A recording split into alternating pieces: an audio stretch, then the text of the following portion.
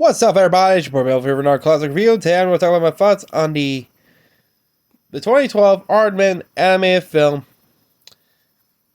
Pirates, Band of Misfits, or as you all know in the UK, the Pirates, an adventure with scientists. Which it's the first time I ever heard that title before. I think I heard it before, but yeah. Pirates, Band of Misfits, or Adventures of Scientists was the 2012 3D stop-motion animated swashbuckling comedy film produced by Aardman Animation and with Sony Pictures Animation in their second and final collaborative project. And this film was quite entertaining and more fun. But yeah, before we begin, did you subscribe? Did you hit the bell? If so, are you a pirate and you're trying to enter the Pirate of the Year award? If so, let's head for the high seas, collect some booty, and beware of monsters you believe they're just decorations on your map. If so, there you go. So yeah, Pirates in Adventure for Scientists or Band of Misfits that we know here in the other region was based on, believe it or not, I didn't know about this. It was based on the 2004 novel, The Pirates in an Adventure with Scientists, the first book from Guillaume Defoe's The Pirates series. It follows a crew of amateur pirates in an attempt to win the Pirate of the Year award, which I did not know there was a book. I never knew. Shit. Now it got me curious. I want to get my own. It was directed by Peter Lord, and the film was distributed by Columbia Pictures. It was released on the 20th of March 2012 in the UK, and later in the US in 27th April of that year. The Pirates with the crew features a cast of like Hugh Grant, Martin Freeman, Imelda Staunton, David Tennant, Jeremy Piven, Salma Hayek, Lenny Henry, and Brian Blessed. The Pirates is the fifth feature film by Aardman Animation, and its first stop-motion anime feature since Walter Gromit Curse of the Were-Rabbit in 2005. And Aardman's first stop-motion anime film released in 3D and shot in 2.351 widescreen. The films also serve as the first stop-motion film released by Sony Pictures Entertainment. The film received generally positive reviews and a modest box office success, earning $123 million against a budget of as high as $55 million. It was nominated in the 2013 Academy Awards for Best Animated Feature, but lost to Pixar's Brave. It was the second film from Sony Animation to be nominated after Surf's Up, which, damn, ain't that cheeky. As for the cast here, let me warn you, because there's actually two who are playing, dubbing, because you have the ones for the US and one for the UK. We have Hugh Grant as the pirate captain, Martin Freeman as the pirate with a scarf, or number 2, which is known in the US, while in the UK is known as pirate with a scarf. We have Imelda Staunton as Queen Victoria.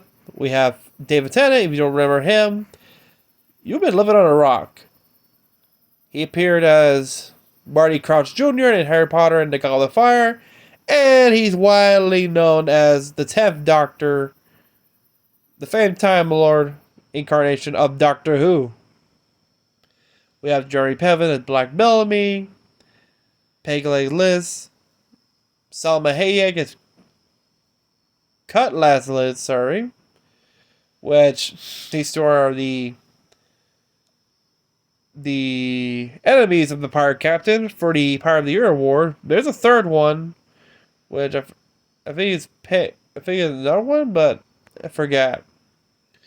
We have Brian Bless as the Pirate King. We have Russell Tovey, who does the British voice for albino pirates. And we have Anton Yelchin as the US dub one of the albino pirate. We have Brandon Gleeson as pirate with gout. We have Ashley Jensen as surprisingly curvaceous pirate, who is a woman dressed as a man in the pirate captain's crew. Yes, you may recognize her because she's the one with the beard. We have Ben Whitehead as the pirate who likes sunsets and kittens, who's the UK dub. We have Al Rocker as the pirate who likes sunsets and kittens, the US dub.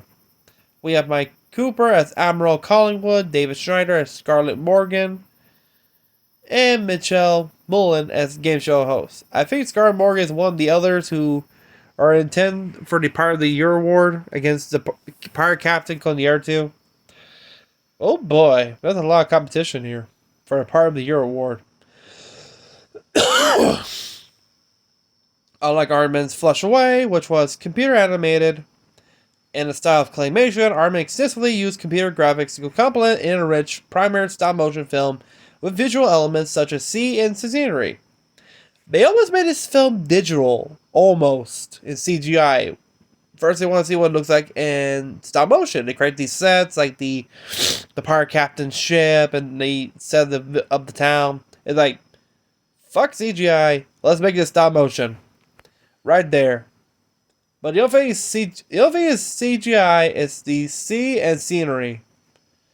Peter Lorre commented with Pirates, I must say that the new technology has made Pirates really liberating to make, easy to make, because the fact that you can shoot a lot of green screen stuff, the fun fact you can easily extend the set with CGI, the fact that you can put the sea in there and a beautiful wooden boat that frankly will never sail in a million years, you can take that and put it in a beautiful CGI scene and believe it. And when we all saw it, we believed it. As for the title, which, you know why. For the release of the United States, the film was retitled Pirates Band of Misfits, as the film's books do not have the same following outside of the UK, so it was not necessary to keep the original title, which, yes, we American dum-dums don't know about British literature. Oh boy. Hugh Grant, the voice of the pirate captain, said the studio didn't think the Americans would like the longer title. Response from the director of the film, Peter Lorre, was that some people reckon the United Kingdom title wouldn't charm, amuse, work in the United States, tricky to prove, eh? I would agree because... Okay, first of all, I don't know why, because you see, there are a couple of films in the US that have longer titles. But I think it might be agree because Adventures with Scientists, which that won't catch their attention, but Band of Misfits, that caught their attention quick. Quentin Cooper of the BBC analyzed the change of the title and listed several theories. One of them is that the British audience is more tolerant for eccentricity of the British animators. Another is that the filmmakers did not want to challenge the United States viewers who do not accept the theory of evolution. Yes, because you feature a character of Charles Darwin who talked about evolution. And you got some idiot yahas or religious fanatics believing the works of Charles Darwin is of the devil. Jesus fucking Christ. Looks like they got their head up their ass too hard, ain't they? But yeah. Another is the filmmakers that wanted to challenge the United States, who did not accept the fear of evolution. He quoted science writer Jennifer Ouellette's 2010 statement in Science and Entertainment Exchange that scientists are undesirable in the American popular culture, being represented as mad scientists or as dweeby nerd that dress funny, have no social skills, play video games, and long for unattainable women. I call bullshit. First of all, I'm a nerd. I play video games. And a lot of girls like me, so... And I'm a former athlete. At the university, I got my bachelor's degree. What the fuck are you talking about? Jesus fucking Christ. Who made that damn review should be burned in hell. No shit. And here's the controversy. I think you might all know this. In January 2012, when the latest trailer was released, it took some very negative reaction from the leprosy community. In the trailer that was released in December 2011, the pirate captain lands on the ship demanding gold, but is told the crew member, "Gold? Afraid we don't have any gold. Old man, this is a leopard boat." His left arm falls off, and he says, "See? Ugh." Oh yes, I remember that. And oh boy, the leopard health in action. And some officials from the World Health Organization claimed that the joke depicted leprosy in a derogatory manner and it reinforced misconceptions which led to stigma and discrimination that prevents people from coming forward for treatment. They demanded an apology and removing the offensive scene. Wow. I've seen jokes way worse than that. And people are just like, come on, it's a joke. That was during the time over there. Even the Bible, they say leprosy is a sin of the devil. I say people cannot take a joke seriously. Even in animation. Damn. After this, which Aardman responded, after reviewing the matter, we decided to change the scene in respect of the sensitivity and the suffering of leprosy. The last thing anyone intends is to offend anyone. Damn, do people know what a joke is? I think we have to send this to joke school to understand the whole categories of jokes. Jokes are supposed meant to be offended, and not personally. There's a limit. But we're living in an age where now comedy is now too PC. Now you're seeing PC Principal from South Park chastising everybody for their offensive humor. Oh boy. In the final version that we see, which, okay, the LHA responded that it was generally delighted the Aardman had decided to amend the film, which the trailer was expected to be pulled down from the website. The final trailer, which appeared in the movie, was gold. This is a plague boat, old man. I give my right arm for some gold.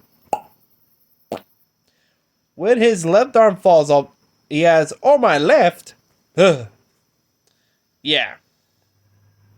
As for the music score was composed by Fyodor Shapiro, who made his animated feature score debut with the film. The score was released digitally by Madison Gate Records on 24th of April 2012, and as a CDR on demand on 17th of May 2012. The film includes a number of previously released songs by various artists, including Swords of a Thousand Men by Tenpole Tudor, Ranking Full Stop by The Beat, Fiesta by The Pogues, London Calling by The Clash, You Can Get It If You Really Want by Jimmy Cliff, Alright by Supergrass, and I'm Not Crying by Flight of the Concords. Damn. The film has grossed over $123 million worldwide. $26 million came from the UK, $31 million from the United States and Canada, along with $92 million from other territories, including the UK. As of 2017, it's the fourth highest grossing stop-motion anime film of all time. In North America, it ranked fifth on its opening day, taking $2.7 million, slightly higher than Art for Christmas, which had $2.4 million opening day. The film eventually made $11.1 million on its opening weekend, reaching second at the box office behind Think Like a Man, while averaging 3,315 throughout its 3,358 theaters. On its second weekend, it dropped by 50.6%, ranking fourth with $5.5 million. Then the seventh place with $3.1 million, dropping 42.9%. In the UK, it opened third with $3.4 million, behind The Hunger Games and Wrath of the Titans, averaging $6,443 throughout its 554 cinemas. It saw a 1.3 decline on its second weekend, with 3.4 million, averaging 6,240 per cinema, bringing the UK gross of $12 million. 12.5 actually. On the regulatory of the Rotten Tomatoes, the film has an approval rating of 86, rating based on 153 reviews. The average score of 7.310. The website's consensus reads, "It may not quite scale Aardman's customary delicious heights, but the pirates still represent some of the smartest, most skillful animators fare that modern cinema has to offer." Metacritic, which assigns a weighted average score out of 100 reviews from the mainstream critic, give the film a score of 73 based on 31 reviews indicating generally favorable reviews. Unfortunately, there was going to be a sequel. In August of 2011, Aardman had been already working with sequel ideas, but by June 2012, a story has been prepared, awaiting Sony to back the project. Eventually, Sony decided not to support the project due to insufficient international earnings. According to Lord, it got close, but not quite close enough. I was fired up for doing more. It was such fun to do. We actually have a poster for Pirates in Adventures with Cowboys that would have been just great. Oh my god. You're telling me first we have scientists, now we have cowboys? If I guess it correct, I think the Pirates go to in the western part of the US, like around the California during the west of the gold rush during that time period. Okay, I was imagining who would be the villain there. What, Uncle Sam? Because in the scene where we meet all the world leaders of the famous buffet scene, I think it was called the Society of World Leaders that feasts on endangered creatures. Which you have all the critical and Queen Victoria, who's the leader, and you have Uncle Sam. You have Napoleon. I think you have other people as well. Feasts on endangered species, and guess what Queen Victoria is about to serve? Polly, the mascot of the pirate captain's crew, because Polly is the last of the dodo bird, and they want to try this as well. That's how dark it is. It's kind of funny you have... Okay, first of all, the whole movie about it's kind of funny because first you have the opening scene where you have London in 1837, where we meet Queen Victoria talking to her admiralty about now the British have ruled the entire ocean except for pirates, which she says, she points out, "What does this say on top of my crest, Admiral?" "I hate pirates, Mum." "Yes, I hate them, love them." And oh boy, she goes berserk. And we got to the crew of the pirate captain where the thing was gone dark until I realized they're just amateurs enjoying ham night. Of course, they head to their port, which is a pirate port. And pirate captain wants to be pirate of the year world until he's mocked by the other three, Liz, Bellamy, and the other one. So they decide to let's prove them right. Let's start plundering gold. After a bunch of failed attempts, that's when they encountered the HMS Beagle and captured a lone passenger. Guess who it is? Charles Darwin. Until he recognizes the crew's Pepper Polly as the last living dodo bird. Darwin recommends that he enter Polly in the Scientist of the Year competition at Royal Society of London, which, of course, the rest were skeptical because they're going to London, the territory of Queen Victoria, and they don't like it. Of course, when they enter, they see this is like a welcome sign saying, "Welcome to London." And at first they, "Oh, this is quite nice," until it's like a billboard of Queen Victoria waving, say hello, until it's switched back to her holding an axe, say, "If you're a pirate, get the fuck out." Damn. So they disguise themselves as scientists and they head to Darwin's home. Looks like a manner for a serial killer. Of course, they meet his assistant, a chimpanzee called Mr. Bobo. Which he has, like, the card says, "Hello there, girls," because they're dressed as Girl Scouts. Oh my god. They enter at the science, which of course, Pirate Captain 1, which to his upset, he only won a small trophy and a bunch of books, which of course pisses him off. Then the Queen arrives, and Pirate Captain accidentally screwed up. He always got executed until the Queen pardons him after seeing the dodo. Which of course, the next day, I think Darwin steals Polly and takes it to the Tower of London, where it's revealed he has a crush on Queen Victoria. He wants to impress her. Unfortunately, it didn't work, and she sends him to the trapdoor, which she offers Pirate Captain the gold from her treasury, which, holy shit.